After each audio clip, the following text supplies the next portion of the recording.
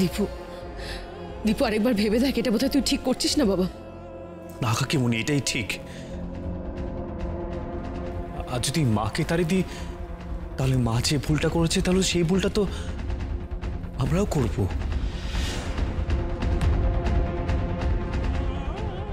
না বড় সাহেব, কাকিমণি তো একদম ঠিক বলছেন বড় সাহেব। দেখুন দেখুন, এত কিছুর পরে, এত অন্যায়ের পরে ওনাদের কোনো বিচার হবে না বড় সাহেব, কোনো শাস্তি হবে না ওদের।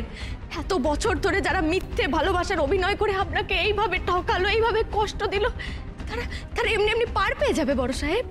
দেখুন দেখুন, আপনি যদি আজকে একটুখানি শক্ত না হন, তাহলে তাহলে তো ওনারা আবার আপনাকে ঠকাবেন বড় সাহেব, আবার আপনার কোনো ক্ষতি করে দেবেন ওনারা।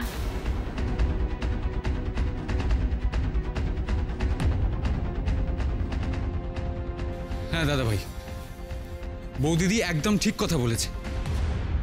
আজ তুই এদের ক্ষমা করে দিলে এরা আবার সুযোগ নেবে। দরকার হলে তুই আমাকে বাড়ি থেকে বার করে দে, আমি এই বাড়ি থেকে বেরিয়ে যাব, কিন্তু মা আর মামাজিকে এই বাড়িতে রাখিস না।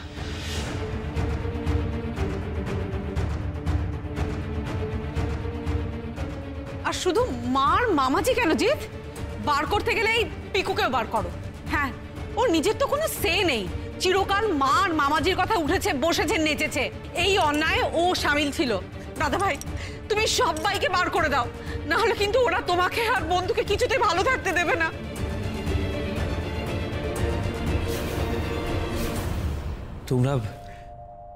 তোমরা কেন সবাই এরকম করছো বলো তো? কেন তোমরা সবাই আমাকে আমার সিদ্ধান্ত নিতে দিচ্ছ না কেন? বড় সাহেব, আপনি একটু ঠান্ডা মাথায় বুঝুন, একটু দেখুন, ওনারা এ বাড়িতে থাকলে আপনার আরো বড় ক্ষতি হয়ে যেতে পারে বড় সাহেব। তুমি তো আছো না, তুমি তো আছো আমার পাশে, তাহলে আমার ভয় কিসের বলো? তুমি আমায় বাঁচাতে পারবে না? তুমি আমাকে সব বিপদ থেকে বাঁচাতে, সমস্ত ক্ষতি থেকে আগলে রাখতে পারবে না নয়ন? হ্যাঁ হ্যাঁ বড় সাহেব, আমি পারবো তো, আমি পারবো আপনাকে সব ক্ষতি, সব বিপদের হাত থেকে আগলাতে পারবো বড় সাহেব, কারণ আমি যে আপনার রক্ষী কবচ বড় সাহেব।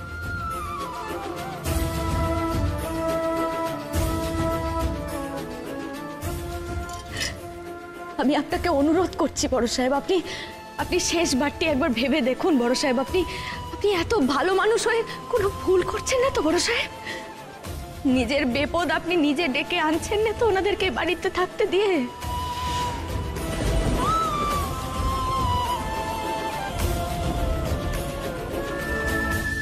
এটা যদি ভুল হয় তাহলে ঠিক কি নয়? যে মাকে আমি এতদিন ধরে পুজো করে এসেছি, তাকে রাস্তায় বের করে দেওয়া এটা ঠিক?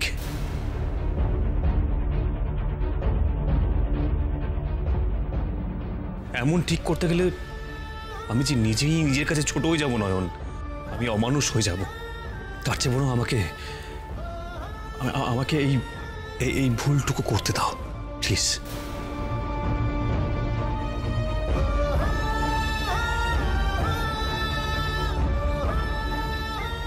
আমি আমার সিদ্ধান্ত জানিয়ে দিলাম, মা চাইলে এই বাড়িতে থাকবেন, না চাইলে থাকবেন না। আমি এই বিষয়ে মাকে আর কোনো জোর করব না, আমি আমার সিদ্ধান্ত জানিয়ে দিলাম।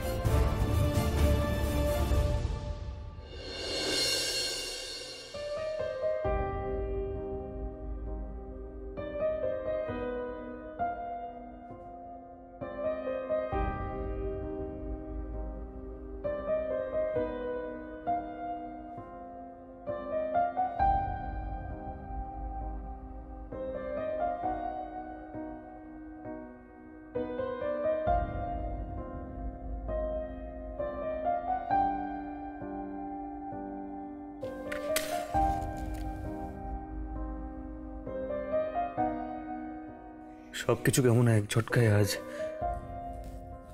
এলোমেলো হয়ে গেল, তাই না ঠাকুর?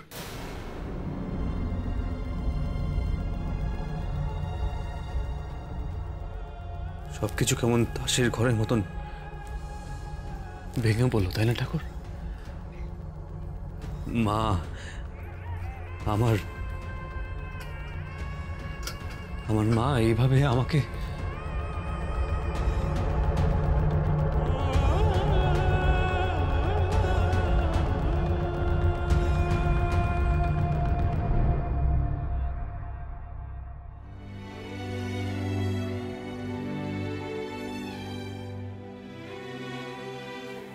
আমি তো শুধু বিশ্বাস করেছিলাম, কোনো প্রশ্ন না করে আমি শুধু বিশ্বাস করেছিলাম। তাহলে সেই শিক্ষা কি খুব ভুল ছিল?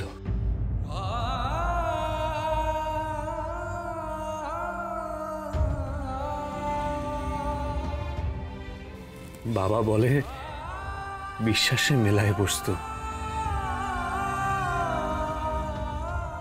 তাহলে কি সেটাও ভুল? যাকে মা বলে মেনেছি, তাকে মা বলে ডেকে আমি খুব ভুল করেছি ঠাকুর। বলো না, তুমি চুপ করে থেকো না, আজ আমাকে উত্তর দাও। আমি কি খুব ভুল করেছি বলো? আমার মাকে কি আমার বিশ্বাস করা উচিত হয়নি? বলো ঠাকুর, বলো প্লিজ, তুমি বলো।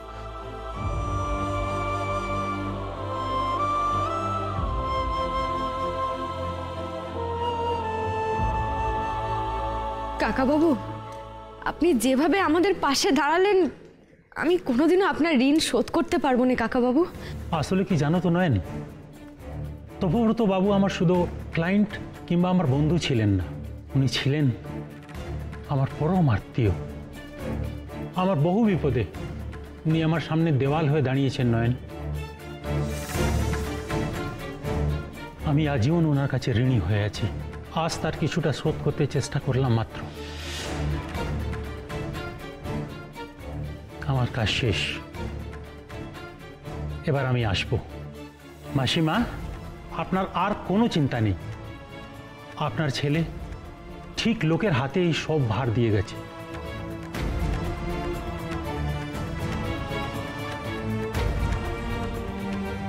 আসি নয়ন মা।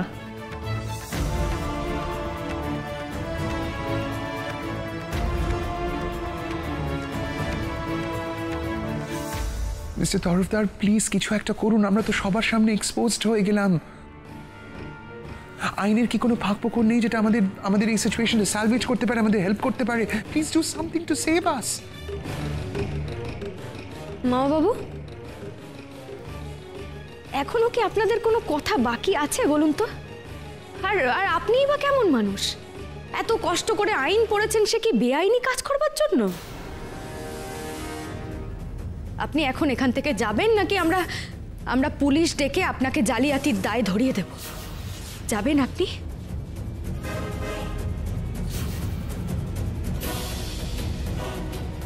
আমি চলি মিসেস বাসু।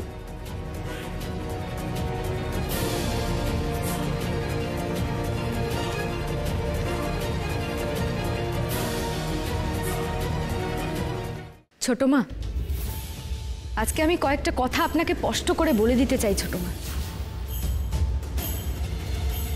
বড় সাহেব ভালো মানুষ ছোট মা, তাই ওনার সাথে যা খুশি করা যায়, কিন্তু আমি ভালো মানুষ নই। যে আঘাত আপনি বড় সাহেবকে দিয়েছেন ছোট মা, তার জন্য বড় সাহেব আপনাকে ক্ষমা করে দিতে পারে, কিন্তু আমি আপনাকে কোনো দিনও ক্ষমা করতে পারবো না ছোট মা।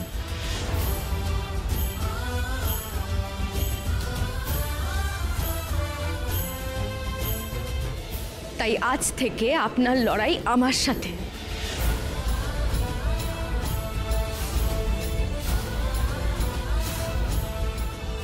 ছোট মা, আপনি যেরকম চোখ নামিয়ে মাথা নিচু করে অপরাধীর মতো আমার সামনে দাঁড়িয়ে আছেন না ছোট মা, এতে কিন্তু আমার মন গলছে না জানেন, কারণ আমি আপনার এত খারাপ রূপ দেখে ফেলেছি না ছোট মা, যে আপনি যে আসলে অনুশোচনায় ভুগছেন না সেটা আমি খুব ভালো করে বুঝতে পেরে গেছি ছোট, খুব ভালো করে বুঝতে পেরে গেছি। তাই সম্পত্তি যখন আমার, আমি যখন আগাম দেখতে পাই, আপনি যখন জানেন যে আমি বড় সাহেবের রক্ষে কবচ, তখন একটা কথা আপনি জেনে নিন ছোট মা, আপনার শত্রুর আমি, আপনার পথের কাঁটা আমি। তাই এরপর থেকে যখনই আপনি কোনো ষড়যন্ত্র করবেন, যখনই কোনো চক্রান্ত করবেন, তখন দয়া করে সব রাগ, সব অস্ত্র, সব দাঁত নখ আমার দিকে নিশানা করবেন ছোট মা।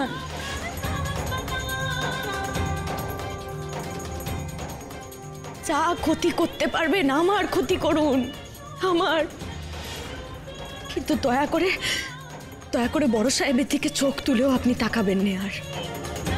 অনেক কষ্ট দিয়েছেন মানুষটাকে, অনেক কষ্ট দিয়েছেন আপনি। আমি অনুরোধ করছি আপনার কাছে, অনুরোধ করছি, এবার মানুষটাকে একটু রেহাই দিন ছোট মা।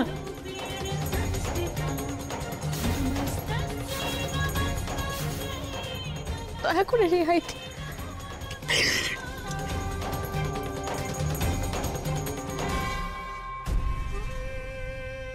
চিরকাল শুনে এসেছি কুসন্তান যদি বা হয়, কুমাতা কদাপি নয়। এখন দেখছি উল্টোটাও হয়।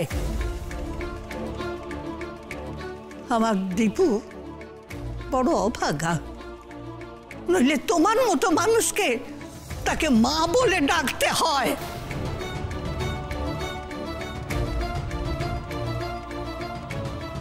যাই হোক, তার দয়ায় তোমরা এ বাড়িতে থাকার অনুমতি পেয়ে গেছো, কিন্তু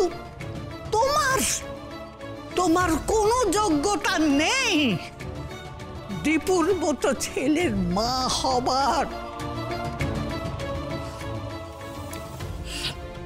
ছোট বউ, চলো চলো চলো, রঘুনা তুই আমার সঙ্গে আয়। ওর সামনে দাঁড়াতেও আমার ঘৃণা হচ্ছে।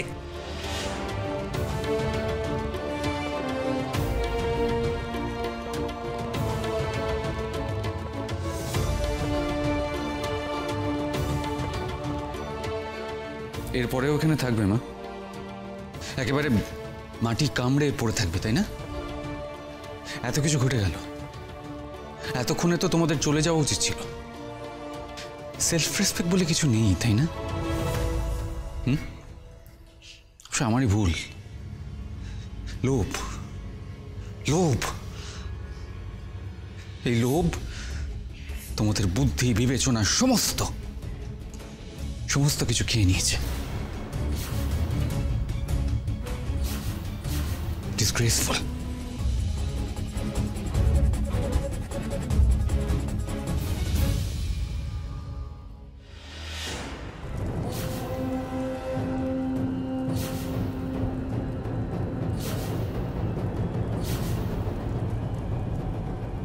বুদ্ধি বিবেচনা কিচ্ছু হারায়নি জিৎ, বরং মাথাটা আমার আগের থেকে একটু বেশি কাজ করছে।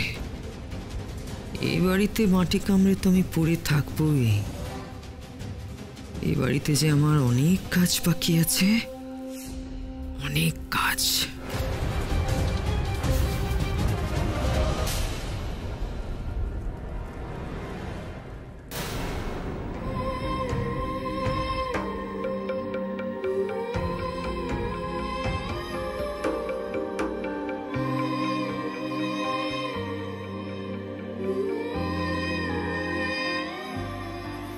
তৃপ্তবাবু, অনেক চোখের জল ঝরেছে আপনার, আপনাকে আমি আর কাঁদতে দেব না।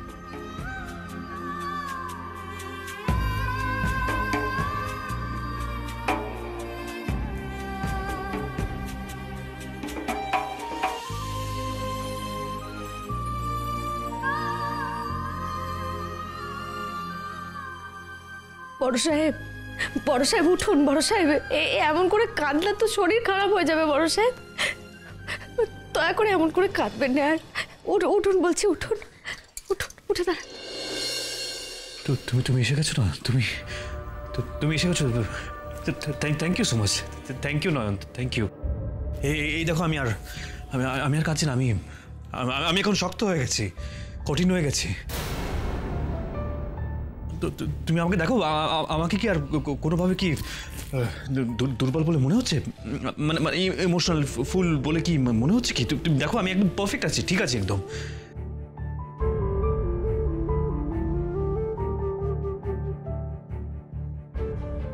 যতই এমন করুন বড় সাহেব, আমি তো বুঝতে পারছি আপনার ভেতরটা ভেঙে খান খান হয়ে যাচ্ছে।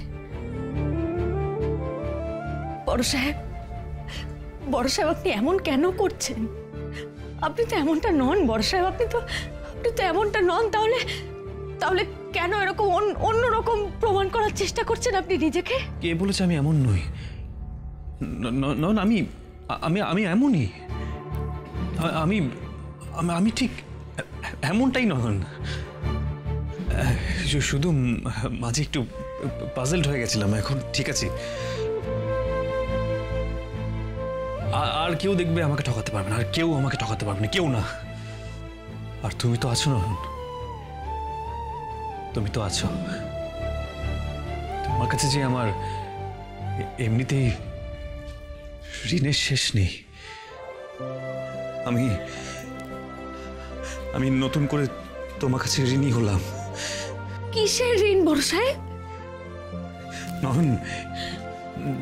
নয়ন, বাবাকে বাঁচাতে এই যে তুমি মিথ্যে মৃত্যুর খবরটা রটিয়েছিলে, সেটা কিন্তু আমাকে বাঁচিয়ে দিল, বলো তাই না? আজ ওই খবরের জন্য কিন্তু আমি মানুষ চিনতে শিখলাম। আজ এই বাবার মিথ্যে মৃত্যুর খবরটা যদি না উঠতো, তাহলে তো উইলের খবরটাও উঠতো না, তাই না? আর উইলের কথাটা না উঠলে তো মায়ের স্বার্থপর চেহারাটাও দেখতে পেতাম না। তুমি আমার চোখ খুলে দিয়েছ। তুমি আমার চোখ খুলে দিয়েছ না। তো তুমি দেখো, আমার আর কোনো ভুল হবে না, আর কোনো ভুল হবে না। আমি মাকে চিনে গেছি, আমার আর কোনো ভুল হবে না। তুমি দেখো, আমার কোনো ভুল হবে না।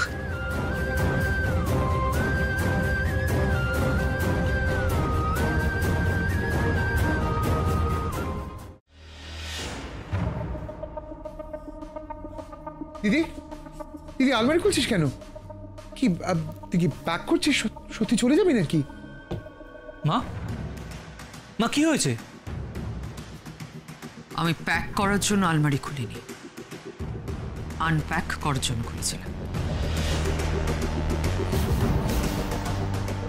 ভেবেছিলাম এখন সম্পত্তি আমার নামে হবে, আর দীপুদের বাড়ি থেকে তাড়িয়ে দিয়ে কদিন ইউরোপে ঘুরে আসবো।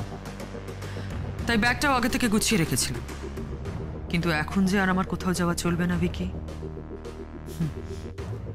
সংযুক্তা বাসু এত সহজে হার মেনে যাবে এটা তোরা ভাবলি কি করে? নয়ন সম্পত্তি পাবে আর আমি বসে বসে সেই সব দেখবো? নয়ন আমাকে রিকোয়েস্ট করে গেল আমি যেন যা ক্ষতি করার ওর করি, দীপুকে যেন রেহাই দিই। বোকা মেয়ে। দৃপ্তর ক্ষতি করতে যাবই বা কেন? কি আছে দৃপ্তর? নাথিং। যার আছে আমি তাকে শেষ করব। নয়ন জানে না আমাকে চ্যালেঞ্জ করলে কি হয়। শেষ করে দেবো আমি ওকে। I'll finish her.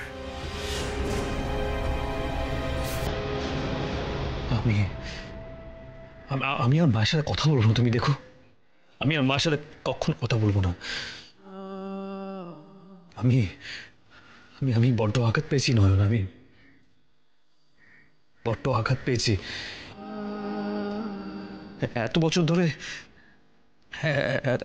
ধরে চোট লাগলে আমি যে মানুষটাকে ছুটে যেতাম, সেই মানুষটা আজ আমায় না আমি কখনো কথা বলবো না। আমি অনেক বড় ভুল করেছি, আমি বুঝে গেছি।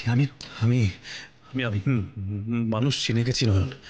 আমি মানুষ খুব ভালো করে চিনে গেছি, খুব ভালো করে। আমি এই ভুল কখনো করবো না, তুমি দেখিনি, আমি আর ভুল করবো না, কখনো না। সত্যি কি আপনি মানুষ চিনেছেন বড় সাহেব? আপনি মুখে যাই বলুন না কেন, আপনি যে ভেতরে ভেতরে ছোট মাকে ক্ষমা করার জন্য মুখিয়ে আছেন তা কি আমি বুঝিনি?